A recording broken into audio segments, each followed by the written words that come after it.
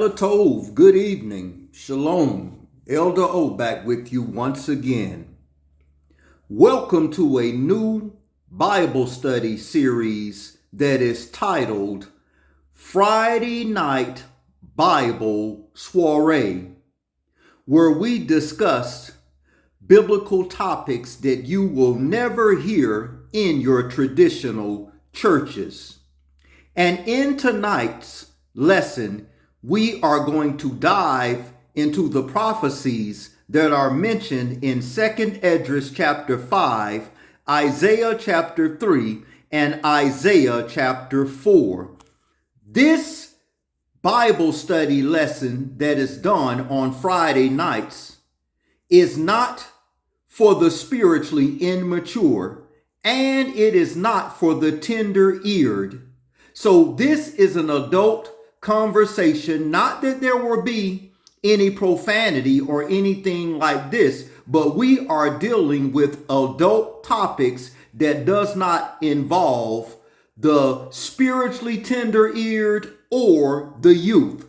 So I am giving you a respectful warning. If children are in your presence or those that are spiritually immature, I would pause this lesson and give them time to leave out of the room. I am not going to use profanity or anything of that matter, but we are dealing with uncomfortable truths that are never taught in today's church.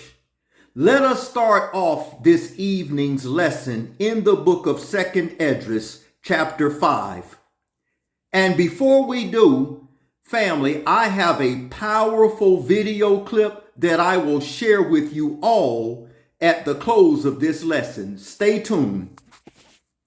Book of 2 Edras, chapter 5, verse 8. There shall be confusion also in many places, and the fire shall oft sent out again, and the wild beast shall change their places, and menstruous women shall bring forth monsters. What are these monsters that are being referred to? Unruly, undisciplined children who are fatherless. Let us go to the book of Isaiah or Yeshayahu, chapter 3, and let's pick it up at around verse 12. Book of Isaiah, chapter 3, verse 12. As for my people, children are their oppressors, and women rule over them. O my people, they which lead thee cause thee to err and destroy the way of thy paths. Wait till I share with you the video that I'm about to share. Verse 13.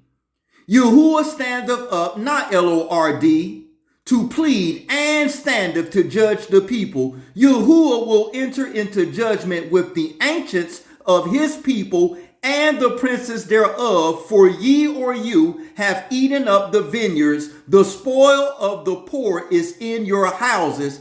What mean ye that ye beat my people to pieces and grind the faces of the poor, saith Yahuwah, not Lord. Verse 16, moreover Yahuwah saith, because the daughters of Zion are haughty, meaning proud, and walking with stretched forth necks and wanton eyes, walking and mincing as they go, and making a tinkling with their feet. Listen. This prophecy is unfolding right before our very eyes. Women ruling the homes and children out of order, fatherless children creating a societal disorder. It says, walking and mincing as they go and making a tinkling with their feet. Therefore, Yahuwah will smite with the scab the crown of the head, the daughters of Zion, and Yahuwah will discover their secret parts. What is verse 17 talking about? With all of these perms and hair hats and synthetic hairs that's causing many sicknesses, and as they just recently reported, because of the carcinogenics in those hair products. It is causing cancer and traction alopecia. You see, in that day, Yahuwah will take away the bravery, the tinkling of the ornaments about their feet, their calls, and their round tires, their moons, the chains and the bracelets and the mufflers, the bonnets and the ornaments, the legs and the headbands and the tabrets and the earrings, the rings and the nose jewels, the changeable suits of apparel, and the mantles and the wimples and the crisping pins, the glasses and the fine linen and the hood and the veils. And it shall come to pass, instead of a sweet smell, there shall be a stink, and instead of a girdle, a rent, and instead of well-set hair, baldness. Respectfully, if they take these hair hats out or off and those weaves and show you their natural hair, you will see that this prophecy is unfolding right before your very eyes. But because of the illusion of hair hats and weaves, they are covering up actually what is going on underneath. And instead of beauty burning, thy men shall fall by the sword, and thy mighty men of war. America has continually been at war for over 220 some odd years, with only 17 years of peace since it gained its independence in 1776, and they are continually at war to this day. So because of this, men or women on average are born in equal numbers, but because of wars and heavy-duty jobs, it makes the ratio of women far greater than that of men. Watch this video that I'm going to share with you shortly. Let me lay a little more foundation, and I won't keep you long this evening. Let us go to the book of Isaiah, chapter 4. And let us pick this up at verse 1. And what you see on the screen, family, see in the upper left-hand corner on Isaiah 4:1, it states Bible Hub. And everything that I'm reading after this is coming from theologians and biblical scholars. I have a powerful video. Stay tuned. And in that day, the scholars are going to tell you what day this is. And in that day, 7 women shall take hold of one man, saying, we will eat our own bread and wear our own apparel. Only let us be called by thy name to take away our reproach. Let us see what the biblical scholar says this day is, according to BibleHubCommentary.com, pertaining to Isaiah 4:1. Ellicott's Commentators for English Reading, Expository English Bible, and in that day 7 women. The chapter division wrongly separates this verse from the foregoing. What foregoing? What we read in Isaiah 3. It comes to the climax as the chastisement of the daughters of Zion, the melanated so-called black women, as the companion picture to Isaiah 3:6. As men sought eagerly, yet in vain, a protector, so women should seek for a husband. Those who had been wooed and courted and proudly fastidized should supplicate in eager rivalry. The 7 women to one man implies a land depopulated by war. America has continually been at war for over 225 years, consistently till this very day. You watch this video that I'm going to share with you after we lay a little more foundation. Next, theologians or Bible theologians, commentary. In the day, or that day, 7 women, the chapter division wrongly separates this verse from the foregoing. It comes as the climax of the chastisement of the daughters of Zion as the companion picture to Isaiah 3:6. As men sought eagerly, yet in vain, a protector, so women should seek for a husband. Those who had, I'm sorry, we read that. The 7 women to 1 man implies a land depopulated by war. America has been at war for over 220 something years. And making polygyny, not polygamy, natural for the protection of marriage and not of the usual conditions, having food and clothing found for them in Exodus 21:10, which states a man could have 2 wives. Isaiah 4:1, hereto speaking of when, chapter 2 and 3. So this is not future, this is past, this is now.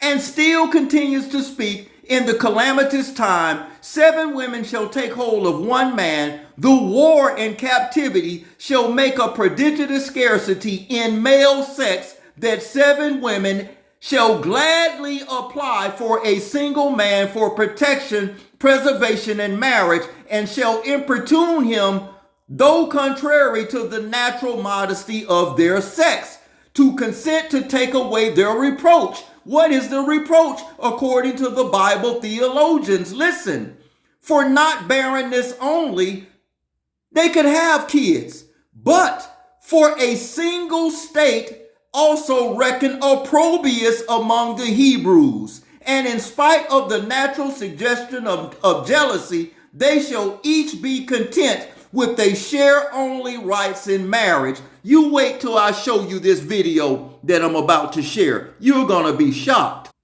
More, 7 women, the number 7 is often to denote a large number, a large though indefinite number. Leviticus 26:28, Proverbs 24:16, Zechariah 3:9. It means that so great should be the calamity, so many men would fall in battle, that the women would, contrary to their natural modesties, become suitors to a single man to obtain him as a husband and protector. Shall take hold, shall apply. The expression shall take hold denotes earnest and their application. We will eat our own bread. Meaning they have their own job. They have this and that. We do not ask this in order to be maintained. The majority of the women are educated and they are career women, but they are single mothers, childless, or they have no husband or a man. We will forego that law, which Exodus 21:10 says a man must supply food, raiment, and duties of marriage. More commentary from theologians. In the calamitous period describes in the previous chapter, chapter 3, 7 indefinite number among the Hebrews. So many men would be slain. By what? By war. America has been at war over 200 and something years. That there would be very many more women than men as it is right now. For example, women, contrary to their natural bashfulness, would sue equivalent to take hold of Isaiah 3:6. 1 man to marry them. Eat on bread, foregoing the previous privileges which the law in Exodus 21 gives a man when he has more than one. Reproach of being what? Unwedded and childless. America has the largest amount of single mothers on planet Earth, and by the year 2030, 45% of women from the age of 24 to 44 will be single and childless. Isaiah chapter 4 verse 1 is now, and the video is going to prove this. More commentary. When the war thus shall unsparingly have swept away the men, Zion, of most unnatural effect ensue, namely the women will go in search of what? Husbands. And I'm going to prove this, that they have all of these dating sites and these Christian dating things, and there are no men. It says that women will go in search for husband and not men in search for wives. And 7 women lay hold to 1 man in that day, saying, we will eat our own bread and wear our own clothes. Only let us be called or by your name to take away the reproach. The division of this chapter here is wrong, as this verse is the closing of the prophecy against women that was mentioned in Isaiah 3. This whole address does not begin until Isaiah 4:2.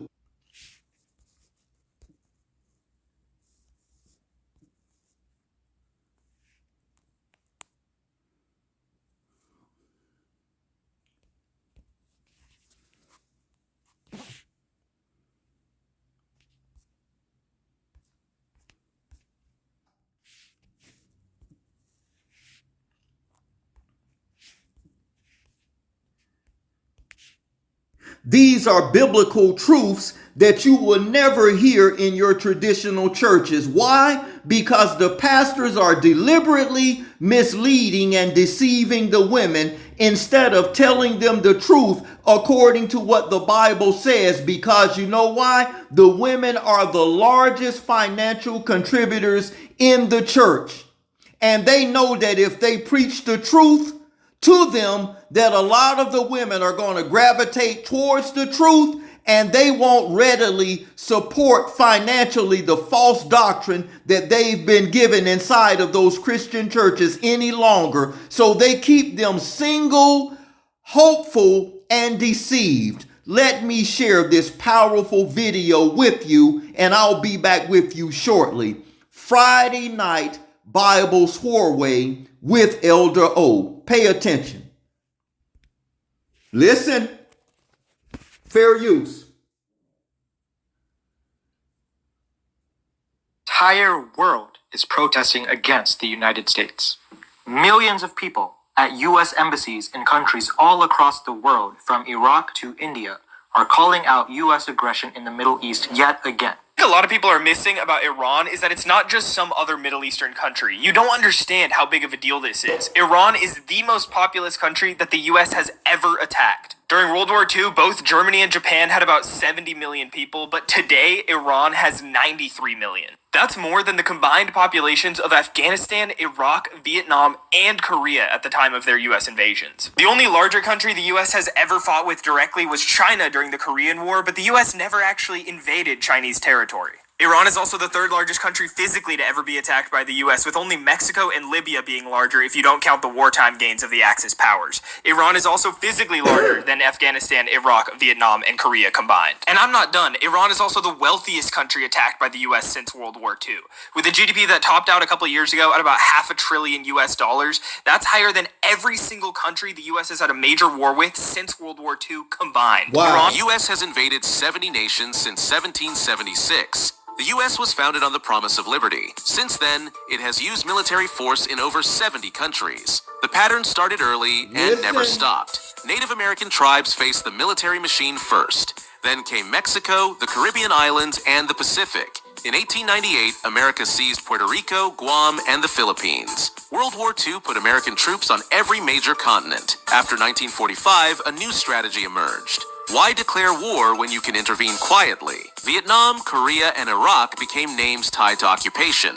But smaller invasions happened in the shadows. From Panama to Laos, U.S. forces toppled entire governments. The Cold War kept the intervention machine running. America never really left the battlefield. Today, the U.S. operates 750-plus military bases in 80 countries. It controls 30 million acres of foreign soil. The human cost has been enormous. From 1950 to 2005, 82 million people died under U.S. occupations. Wow. Most deaths came from starvation and disease, not combat. Critics call it warfare by other means. The pace hasn't slowed in recent years. U.S. jets bombed Syrian targets. American soldiers died fighting in Niger. A U.S. drone killed Iran's top general, Qasem Soleimani. American forces left Afghanistan after 20 years of war. But military bases in Iraq, Africa, and Europe remain active. As of 2025, America still has troops in 60-plus nations. The U.S. sends billions in weapons to Ukraine each year. Wow. It arms Taiwan to fight against China. Military drills now focus on possible wars in the Pacific. This strategy sparks constant political debate. Listen. We had a good time the last time, Here we remember? go. What I remember was we spent half the time praying for husbands when the husband should have been dead that night at the event. Wow. No. You're being dramatic. It was a few dudes there. It was 3 guys there, and 2 of them were there with their girlfriend. And then the other one was there with his wife. At a singles. It wasn't that. Because when I walked in, it was packed. And what do you think I saw? What do you think I saw? What'd you see? Exactly what I thought I was going to see. What? 80 women sitting alone. No men in sight. Look. I saw so many black women try to solve a problem in dating by starting to host events in person, trying to create third spaces to facilitate dating like offline. And you know what would happen every single time? The men were not signing up. They would be selling tickets to speed dating, and they would always end up with men's tickets on sale. Always, because they weren't buying any. Just the other day, a big account that I follow for black creatives did like this cute Cupid thing where they were like, hey, send us a profile about yourself and we would love to post it and like play matchmaker. Sounds like a cute idea, right? Not one single man sent their profile in. What? And mind you, this is an account that has well over 100,000 followers. It's just time to stop. It's time to stop. They have made it very loud and clear that they do not singles event, and here's why I think we're doomed to be single for the rest of our lives. That was a bit dramatic, but let me tell my story. So I went to singles night at church's Charlotte campus. Now, I don't go to that church, but I started following Pastor Stephen since he was a guest pastor at my church earlier this month. And when I found out that he was writing a book on dating and relationships, I was interested because, listen, your girl could use some divine intervention in that area. But I'll be honest, I didn't want to go at first. I figured it's a Christian singles event. There's going to be 11 women there and like 2 men. Wow. Plus, they were advertising it as a conversation that you wouldn't expect to have at church. And I thought, I've heard enough of those modern dating and relationship podcasts. I don't need to hear any more, especially not with a biblical spin. Instead of having meaningful conversations about finding and building Christ-centered relationships, We just left the event. I think we were just saying that we think that we've actually hit rock bottom. Sometimes you gotta laugh, not to cry. No, it was actually, we think we've actually hit rock bottom, and I think we were either punked, catfished, And my spirit, while I was there, my spirit told me no mas, por favor. Went to a singles mixer, and only women showed up. What a man. Isaiah 4:1. The little Chinese New Year, I went home to have dinner This with my happening parents, worldwide, family. and inevitably I was pressured to get married. Worldwide.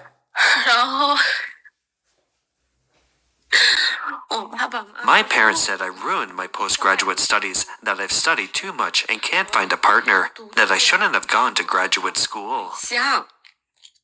不该读这个书的。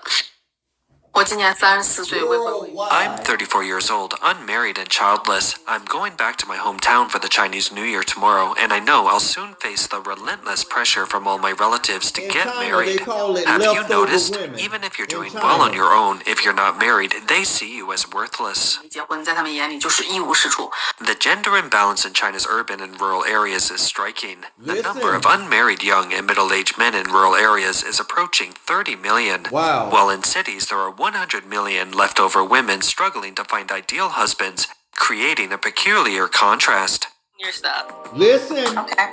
Does the guy have to look a certain way? No, I just have to find you attractive. Okay. Does he have to make a certain amount of money? Yeah, you have to match me, so you have to make at least 100,000. Bare minimum Where's the 100K. modesty? Do you want more kids? Right? Was you No, I was gonna say, and wants them because of their money. They're Listen. not running to settle down. Forget what I say. Do statistics of your real life. That's What right. is in your real life? Is the man that you're asking for are the requirements? Do you know 3 of those men? Let's just say something as low as 3 of those men that fill all your qualities in your real life. And then you can start making up your own statistics. okay. On what you bring to the table. Those things. How much do you think it'll be worth as far as what a man makes. If you say what I bring to the table, all those things should equate a man making about X a year, what would that be? I'd say 100 grand. Make it make sense. We're too much on the labels these days. You know, we've got simps and pick-me's, and I was on a conversation here about my marriage at one point, and I talked about how my husband had 4 kids, and he had just gotten divorced, so his finances were crazy, and I had no debt, no kids, no problems, had money in the bank, and I married him, and someone called me a pick-me because I didn't get a high-value man or didn't engage in hypergamy, and then once we got married, instead of him setting the purpose and the dream, he realized that, man, her purpose and her dream is gonna get both of us further. So he practically shut down his shop to help me become a judge, and then he went across the country to allow me to be on TV and dropped his practice. So yeah, maybe I was a pick-me, and maybe he's a simp. But given the way things turned out, I'm simply glad he picked me. Woo. And you would be too. That's right. Finished up a really complicated case. Polygamy is this family with one man and his 4 wives brought the broken rules of their relationship into divorce court. Isaiah 4:1 is now in session. Here we go. Segment, as the first wife, you had the obligation or the responsibility of picking the next wives.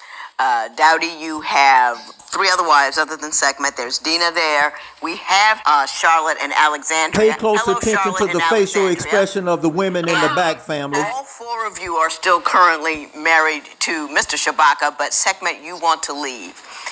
Yes. You were saying to me, because I was questioning at one juncture his ability to meet the emotional needs of so many women. You say he is, in fact, able to do that. Why don't you explain that to me?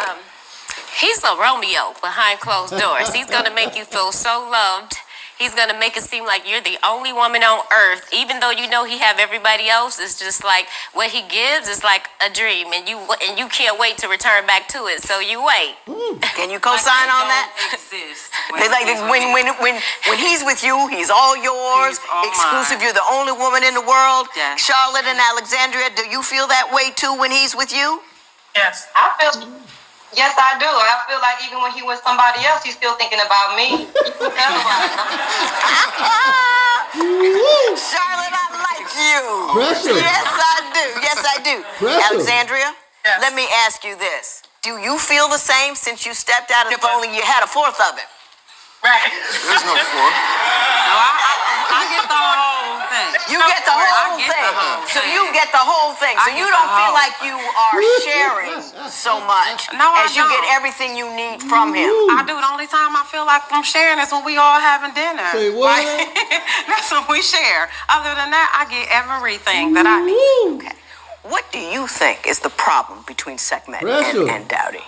They just don't communicate the same. You know, everybody have their own language. Right. They don't speak each other's language. Okay. For instance, when they have issues, they'll bump heads, and then each of them will call me like, girl, he did this, or he'll call me like, babe. So let me tell you what she said. And I'm able to rationalize things with the both of them and bring them down. But then when they get back together, they forget the conversations that we just had. Wow. Okay, let me play He devil. doesn't respect my leadership roles. Leadership. I bring him Hang on. That's the question that I have, and I'm going to play devil's advocate here because this is not my belief system. So I'm going out. The man is the head. Left of where I live. But here it is.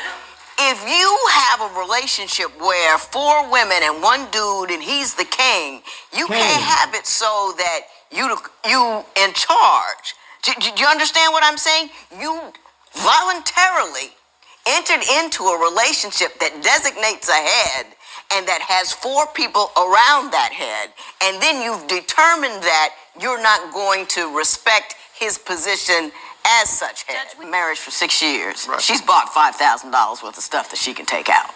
That's what I'm telling you right now. She's bought $5,000 worth to take out. What about that $1,200 in the laptop? I mean, that's something that I only asked for because. Listen. Number 1. I bought it.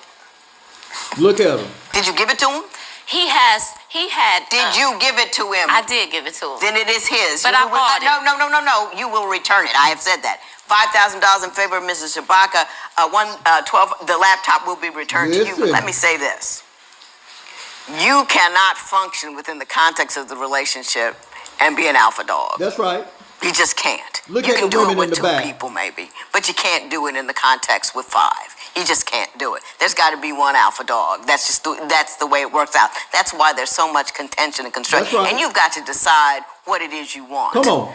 And if you want this relationship to work in the way that it's working, then you have to allow him his humanity and allow him his failings, which seem to be few given as much exertion that is required of him. And emotionally, economically, there's a lot of exertion going on there, and he seems to be doing okay with it. And all the meat and the stars, all that kind of thing. Don't we worry about that too much? I will say that to you.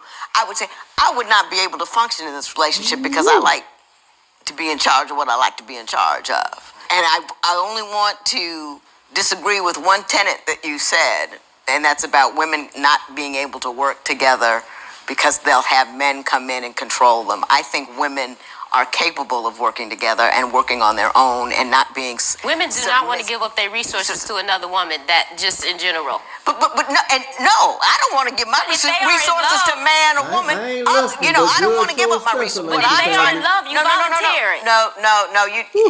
That's where I'm just saying, this is where I disagree with your tenet.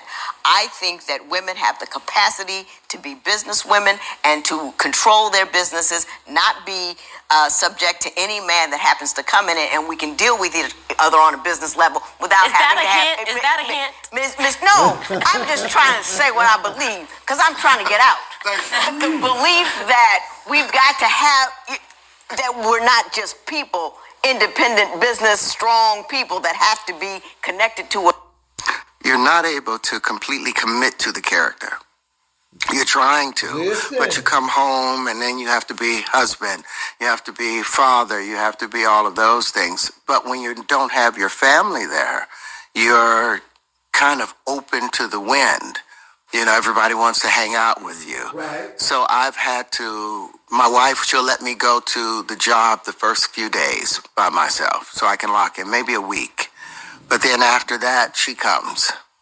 But she gives me a lot of space, and sometimes she'll give me a separate place, because they'll provide a house for me, for the family.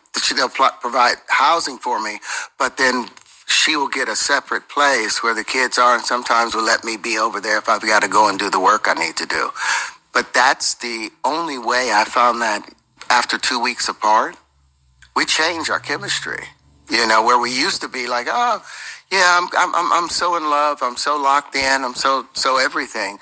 But as males, we still produce, a healthy male still produce about 1,500 sperm per heartbeat. But that's the only way I found that after 2 weeks apart, we changed our chemistry. Where we used to be like, oh, yeah, I'm so in love, I'm so locked in, I'm so everything. But as males, we still produce, a healthy male still produce about 1,500 sperm per heartbeat. So that desire that need to share and empty the storehouse is always there. And after 2 weeks, that can become a problem. The lines you use, I love it. Listen, I'd love to empty my storehouse with you today, sweetheart. The lines you use, I love it. Listen, I'd love to empty my storehouse with you today, sweetheart. Can you imagine?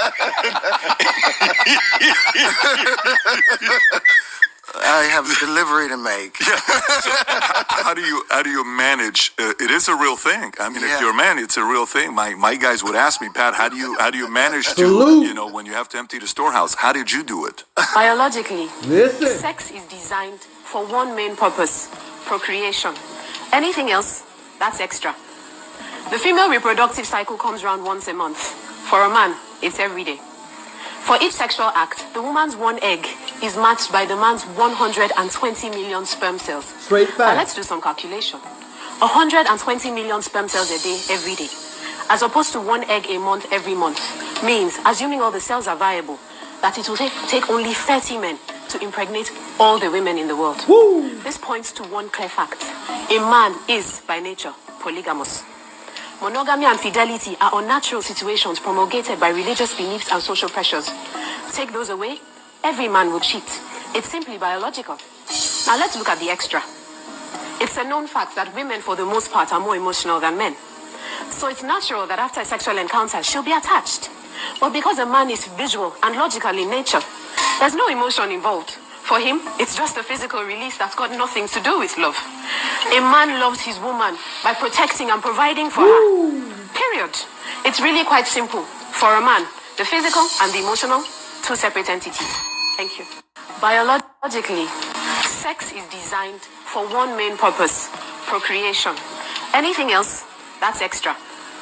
The female reproductive cycle comes around once a month. For a man, it's every day. Friday night biblical Soiree. Tell a friend, tell a friend, and tell a friend. Psalms 85:11, where the truth is oozing out of the earth, family. Am I therefore become your enemy because I tell you the truth? I palau, or as they say, pray not. Prophecy is quickly unfolding right before our very eyes.